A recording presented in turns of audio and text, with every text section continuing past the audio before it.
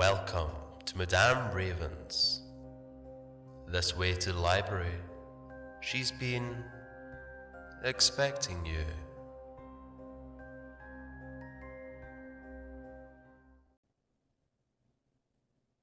Hello, darlings. Today I have some more authentic Skinwalker stories. This one is a look from the outside, but still authentic. It's from Extortion Endorphins. Skinwalker stories from two men who grew up in the Zuni reservation just outside Gallup, New Mexico. These are the stories told to me by my two best friends of 20 years. I'm going to preface this by saying that these two are some of the most honest people I've ever known, and it took them years before they'd speak to me about this stuff. Once I was able to convince them to tell me about this, the older of the two brothers broke down into tears and abruptly left about halfway through the first story. It's just too traumatic for him to relive. I felt bad for that and haven't asked him to speak about it since that day. His younger brother, that I'm closer with, provided the detail, as well as their cousin who carries a religious title that's essentially an enforcement position designed to deal with the presence of skinwalkers and other related threats. This is a long post, so buckle up. I was told that the Zuni are a bit different compared to other reservations in New Mexico, specifically because when the U.S. government sanctioned land to all of the native tribes, the Zuni didn't work with the government. Anyone who traveled through New Mexico knows there's a casino on almost every reservation. The Zuni do not have a casino because they refuse to work with the government and specifically refuse to provide information about their heritage and the land they live on.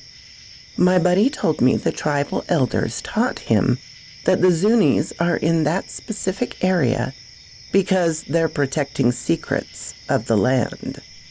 I'm going to add in a couple of details that pertain to the story, and I'll explain on that later. Apparently, my friend, the younger brother, was born with a split tongue, like a lizard, and slits in his pupils instead of being round. You're probably making the face I made when I was first told that. But keep in mind, all of this is religious to the Zunis. They're very serious about all of it. They do not allow non-tribal members this knowledge, nor do they allow the presence of non-Zunis. You can visit if invited, but would not be allowed to stay during certain times. I'll start with the first story they shared when we were around 13 years old, and is the first experience of many that is too much for my friend to relive. He says he was very young and was woken up abruptly in the night to glass breaking. When he opened his eyes, his dad, already in his son's room, motioned to him to stay where he is and be quiet while pointing a large revolver towards the kitchen where the window was broken. Not long after, his dad fired multiple shots.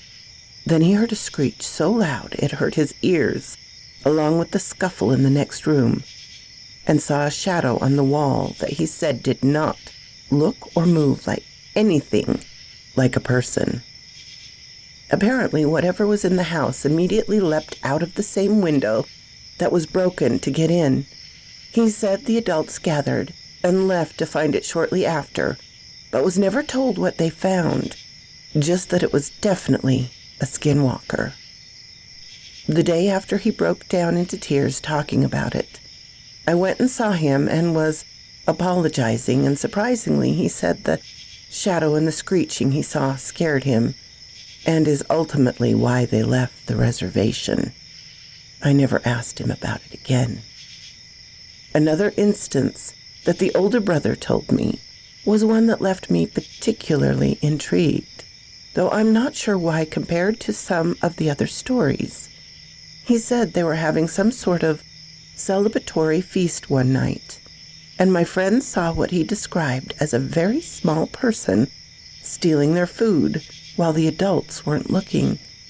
He said it was around 1 to 2 feet tall, and when he saw it, he immediately shouted to his dad, and all the adults dropped what they were doing and immediately started chasing it, trying to corner it. This went on for a while, and during the commotion they realized there were multiple little beings, 2 of which were able to escape into the gutters. He said he remembers everybody trying to reach into the gutters and block them from getting away. But one was caught, and he distinctly remembers his uncle holding it up high by the leg, and he watched it scream in terror. It sounded like a tiny human. Then they immediately tied it up and stuffed him into a cloth pouch and burned him alive over the fire. He said the way it screamed while burning terrified him because he could hear how much pain it was in. But they are human-like. By the way he explained them, they seem to be something that looks like lawn gnomes.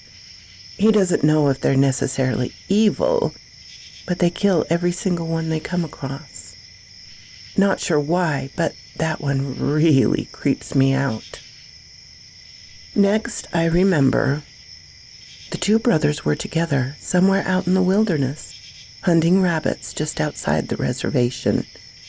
They were walking home because the sun had just went down, but came across a barely standing shack. Being dumb kids with a pellet gun, they went inside, and shortly after a rock hit the wall of the shack. So they immediately go outside, and within seconds notice commotion in the vegetation about 30 feet away. They had one flashlight, so they pointed it towards the movement, and a human-looking figure stood up, faced them with its head tilted to the side, described it as a very, very pale, with facial features that were not human. He says, "I don't know how to explain it, man. It just didn't look like a person." So upon seeing that, they immediately took off running back home. And as soon as they did, they see coyotes just sitting along the trail, standing off to the side, but all were just staring at them with no fear of their presence, and followed them all the way back. They said they were told by the elders they were being warned off, and the commotion in the grass was the skinwalker changing form. They said they never went back to that area again, and the younger brother said he'd never been so terrified. I'm glad the younger brother told me about the story instead of his older brother. The younger brother still today is able to better deal with harsh realities. He told me that him and his couple of friends would play around this mountain and knew where the entrance to a cave was. They tried to go into the cave, but not far in. The entrance got too small for him to fit, and even his 10-year-old torso wouldn't squeeze through the narrow opening. They said they were off to the side of the entrance, hiding from another friend walking towards them, and noticed something moving very, very fast, going in and out of the cave entrance.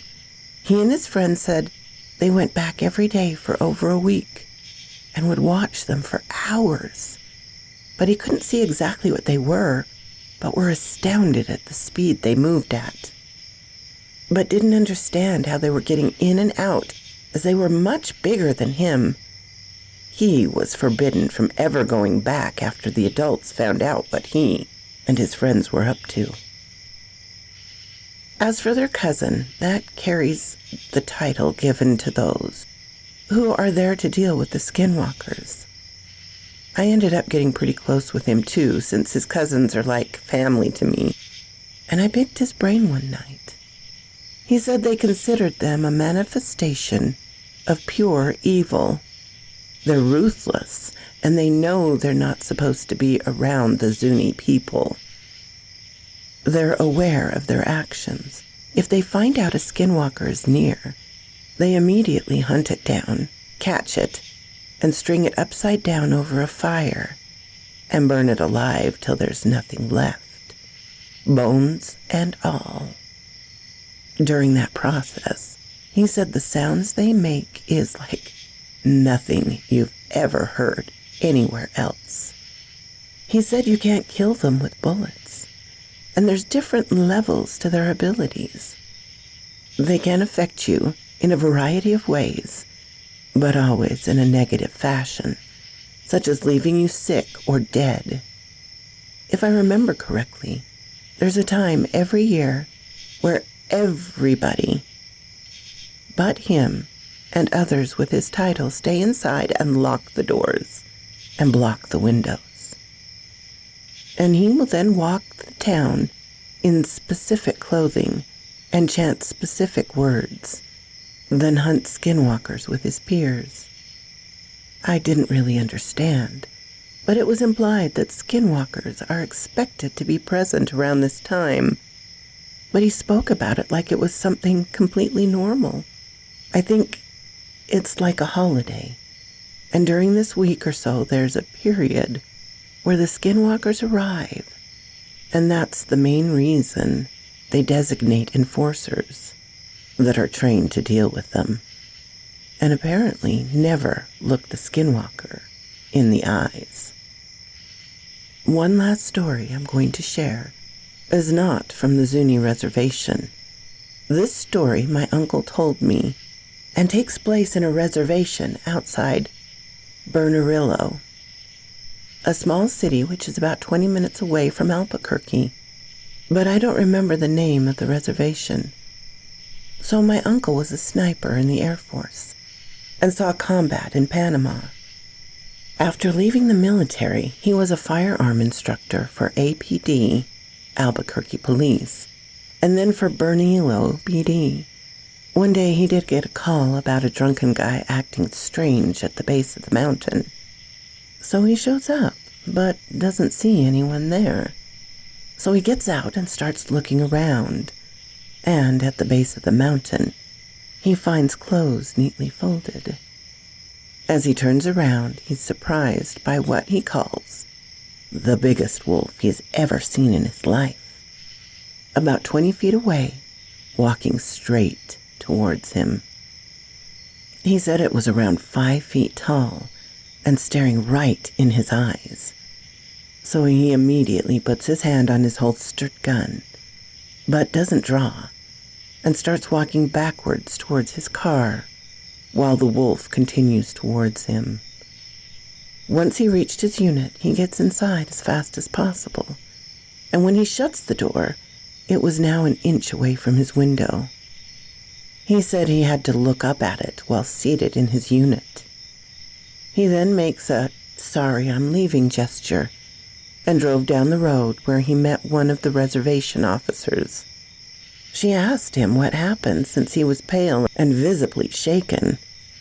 All he was able to muster was, "I don't know, it's massive, and I don't think it belongs here. I didn't, And she immediately puts her hand up and says, "Don't worry about it, I gotcha.